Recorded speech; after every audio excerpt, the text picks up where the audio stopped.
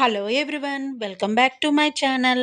ఈరోజు లాగ్లో కృతయుగంలో వెలిసి ఇప్పుడు ఈ కలియుగంలో కూడా మహిమాన్విత క్షేత్రంగా పేరుగాంచిన అంతర్వేది శ్రీ లక్ష్మీ నరసింహస్వామి దేవాలయం దర్శనంతో పాటు దేవాలయ విశేషాలైతే తెలుసుకుందాం. సో వీడియోలోకి వెళ్ళిపోదాం రండి. ఈ దేవాలయం ఆంధ్రప్రదేశ్లోని అంబేద్కర్ కోనసీమ జిల్లా సకినేటిపల్లి మండలం అంతర్వేది గ్రామంలో ఉంది. ఇప్పుడు మీరు చూస్తున్న గోపురం అయితే ఉత్తర ద్వార గోపురం. ముక్కోటి ఏకాదశి పర్వదినం నాడు దేవాలయం వారు ఈ ఉత్తర ద్వారం నుండి భక్తులకు స్వామివారి దర్శనాన్ని కల్పిస్తారు. ఇప్పుడు మీరు చూస్తున్న గోపురం పడమటి ద్వార గోపురం. ఈ దేవాలయంలో విభిన్నంగా శ్రీ లక్ష్మీ నరసింహస్వామి పశ్చిమ ముఖముగా దర్శనమిస్తారు. పురాణాల ప్రకారం కృతయుగంలో వశిష్ఠ మహర్షి రాజమండ్రి గౌతమి నది నుండి ఒక పాయను తీసుకుని వచ్చి ఈ ప్రదేశంలోని సముద్రంలో కలిపి తపస్సు చేస్తుండగా రక్త విలోచనుడనే రాక్షసుడు వశిష్ఠ మహర్షి సంతానాన్ని నాశనం చేస్తుండగా ఆ బాధను భరించలేక వశిష్ఠ మహర్షి నరసింహస్వామిని ప్రార్థించారు. అలా ప్రార్థించగా స్వామివారు అవతరించి రక్త విలోచనుడనే రాక్షసుణ్ణి సంహరించారు. వశిష్ఠ మహర్షి నిత్యము అర్చన చేసుకునే విధముగా తూర్పు ముఖముగా ప్రార్థించగా స్వామి పద్మాసనంగాను వామంకమునందు లక్ష్మీదేవి అభయహస్తము శంకుచక్రములతో సహా వారికి అభిముఖముగా శిలారూపంలో అవతరించారు స్వామివారు. అందుకనే ఈ దేవాలయంలో స్వామివారు పశ్చిమ ముఖాన్న దర్శనమిస్తారు. పశ్చిమ గోపురం నుండి లోపలికి వెళ్ళగానే ఇక్కడ కనిపించే ధ్వజస్తంభం అయితే ముందుగా మనకి కనిపిస్తుంది. కొబ్బరికాయలు కొట్టు ప్రదేశం కూడా ఈ బయటే మనకి కనిపిస్తుంది కదా, అక్కడ కొబ్బరికాయలు కొట్టుకుని లోపలికి వెళ్తారు భక్తులందరూ. ఈ దేవాలయ ప్రాంగణంలోనే వివాహాలు కూడా జరుపుకుంటారు. దర్శనం టికెట్లు, ప్రసాదం టికెట్లు అయితే ఇక్కడ మనకు ఒక కౌంటర్ కనిపిస్తుంది కదా, ఈ కౌంటర్లో అయితే మనకి దొరుకుతాయి. దేవాలయంలోకి అయితే ఎంటర్ అయ్యాం. ఇప్పుడు ఆ లక్ష్మీ నరసింహ స్వామిని అయితే దర్శించుకుందాం రండి. ఆ లక్ష్మీ నరసింహస్వామి వారు పద్మాసనంలో ఎడమవైపు లక్ష్మీ అమ్మవారితోటి శంకు చక్రాలతో అభయహస్తముతో మనందరికీ ఎలా దర్శనమిస్తున్నారో చూడండి. ఆ స్వామివారిని చూడటానికి 2 కళ్ళు సరిపోవు. మనం ఇంతకుముందే కృతయుగంలోనే స్వామివారు ప్రకటింపబడారని చెప్పుకున్నాం కదా. త్రేతాయుగంలో కూడా రావణ సంహారం పూర్తయ్యాక రాములు వారు లక్ష్మణుడు ఆంజనేయ స్వామి సమేతుడుగా ఈ ప్రదేశానికి వచ్చి స్వామివారిని దర్శించుకున్నట్లు బ్రహ్మపురాణంలో చెప్పబడి ఉన్నది. ఇక ద్వాపర యుగంలోకి వస్తే అర్జునుడు తీర్థయాత్రలు చేయుచు స్వామివారిని దర్శించుకున్నట్లుగా కూడా బ్రహ్మపురాణంలో చెప్పబడింది. కృతయుగంలో ఈ దేవాలయం ప్రకటితమైనప్పటికీ ఇక్కడ స్వామివారికైతే పెద్దగా దేవాలయం కట్టించిన నిర్మాణదాతలైతే చరిత్రలో కనిపించలేదు. కానీ కాలక్రమేణా సదరు స్వామివారి దేవాలయం అయితే అంతర్ధానములోకి వచ్చింది. కలియుగంలో మందపాటి కేశవదాసు అనే గొల్లలతను పశువులను మేపుకొనుచు స్వామివారిని మొదట చూచాడంట.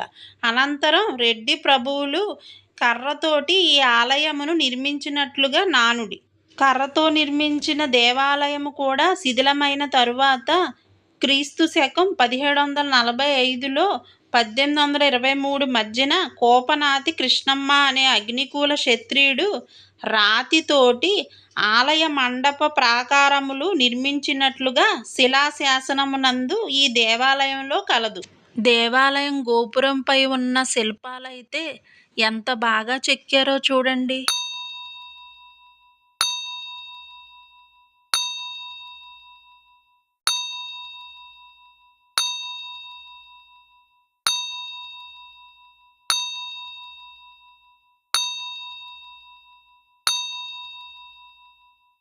మనం ఇక్కడ బాగా గమనిస్తే దేవాలయంలో ప్రతి స్తంభం మీద విష్ణు స్వరూపాలైన శంకు చక్రాలు ఎంత బాగా చెక్కారో చూడండి. గోవింద నామాలు కూడా ఆ స్తంభాలపై ఎంత బాగా కనిపిస్తున్నాయో చూడండి. ప్రతి సంవత్సరం మాఘమాసంలో వచ్చే రథసప్తమి నాటి నుండి స్వామివారి ఉత్సవాలైతే అంగరంగ వైభవంగా అంతర్వేది తీర్థంగా జరపబడతాయి. మాఘశుద్ధ దశమి నాడు స్వామివారికి, లక్ష్మీ అమ్మవారికి ఇక్కడ కళ్యాణం జరిపిస్తారు. ఇక్కడ ఒక హోమగుండం కనిపిస్తుంది కదా! ఈ హోమగుండంలో హోమాలు నిర్వహిస్తారు. పురాణాల ప్రకారం బ్రహ్మదేవుడు యజ్ఞం చేయదలిచి మొదటిగా ఈ ప్రదేశంలో యజ్ఞం చేశారంట. అందుకే ఈ ప్రదేశానికి అంతర్వేది అనే పేరు వచ్చిందని పురాణాలు చెబుతున్నాయి. మాఘశుద్ధ ఏకాదశి నాడైతే ఇక్కడ రథయాత్ర అయితే ఎంతో అంగరంగ వైభవంగా జరుగుతుంది. పూరీ క్షేత్రంలో జగన్నాథుని రథయాత్ర ఎంత ప్రసిద్ధిగాంచిందో అలాగే ఈ అంతర్వేది తీర్థంలో శ్రీ లక్ష్మీ నరసింహస్వామి వారి రథయాత్ర అంత ప్రసిద్ధిగాంచింది.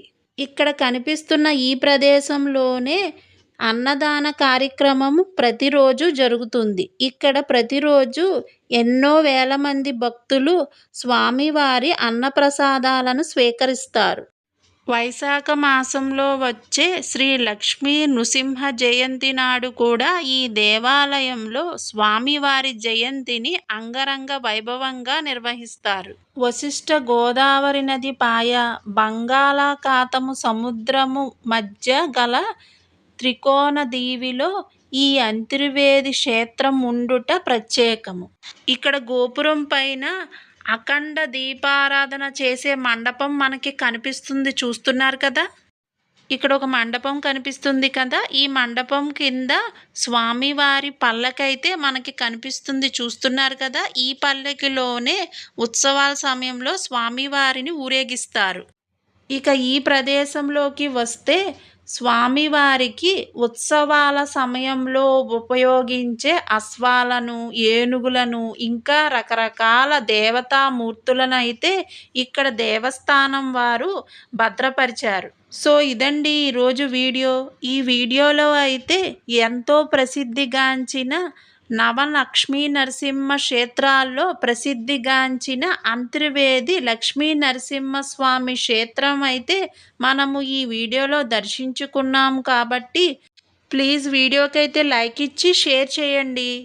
శ్రీ లక్ష్మీ నరసింహస్వామి వారి అనుగ్రహం, కటాక్షం మనందరి మీద ఉండాలని కోరుకుంటూ ఈ వీడియోనైతే కంప్లీట్ చేస్తున్నా. Thank you for watching.